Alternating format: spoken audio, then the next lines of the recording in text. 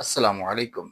दुनिया में तकरीबन 195 ममालिक हैं जिनमें सिर्फ 9 ममालिक हैं जिनके पास एटमी ताकत है।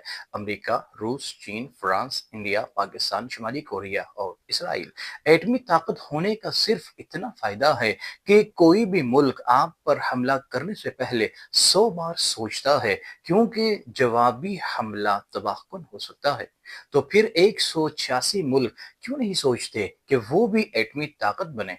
बिज़ाहिर एटमी हथियार बनाना महंगा, पेचीदा और वक्त तलफ अमल है। बहुत से ऐसे ममालिक हैं जिनके पास ना ही वसाइल हैं और ना ही टेक्नोलॉजी। इसलिए वो ममालिक अमन और माहौल दोस्त पॉलिसी को तरजीह देते हैं, जैसे जापान, जर्मनी, स्विट्जरलैंड। बहुत से ऐसे ममालिक हैं जिनको एटमी ममालिक सिक्योरिटी प्रोवाइड करते हैं। इनमें सबसे बड़ा मुल्क अमेरिका है, जो ममालिक को कहता है कि आपको फौज रखने की भी जरूरत नहीं है, हम है ना, हम आपको प्रोटेक्ट करेंगे। लेकिन आजकल की सूरत हाल को देख कर लगता है कि हम शायद तीसरी जंग अजीम की तरफ जा रहे हैं।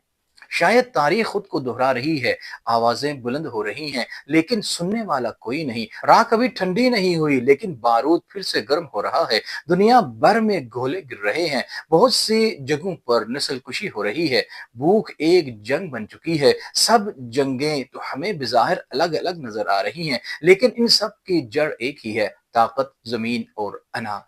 इंसानी तारीख में शायद ही कोई ऐसा लम्हा गुजरा हो जब पूरी दुनिया पुरअमन रही हो, लेकिन आज का मंजर कुछ और है। दुनिया एटमी ताकतों से भरी हुई है और इंसान का सब्र तंग होता जा रहा है। क्या जंग इंसानों की तकदीर है या फिर ताकतवरों की ख्वाहिशात का खेल? अगर इंसान अमन चाहता है तो फिर जंग किसकी मर्जी से चलती है? क्या हम सचमुच एक दुश्मन से लड़ रहे हैं या फिर एक निजाम से जो हमें लड़ाना सिखाता है? अगर तीसरी जंग अजीम हुई, फिर चौथी लाठी और पत्थरों से लड़ी जाएगी, क्योंकि बाकी तो सब कुछ राख हो चुका होगा।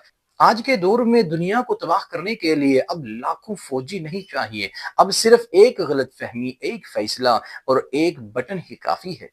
आजकल हम अपने अपने मोबाइल की स्क्रीन पर जंगे देख रहे हैं। शायद हमने दर्द को इंटरटेनमेंट समझ लिया है। हम लाइक्स करते हैं, कमेंट्स करते हैं और आगे निकल जाते हैं, लेकिन इंसानियत वहीं रुक जाती है, मलबे तले लाशों के दरमियान।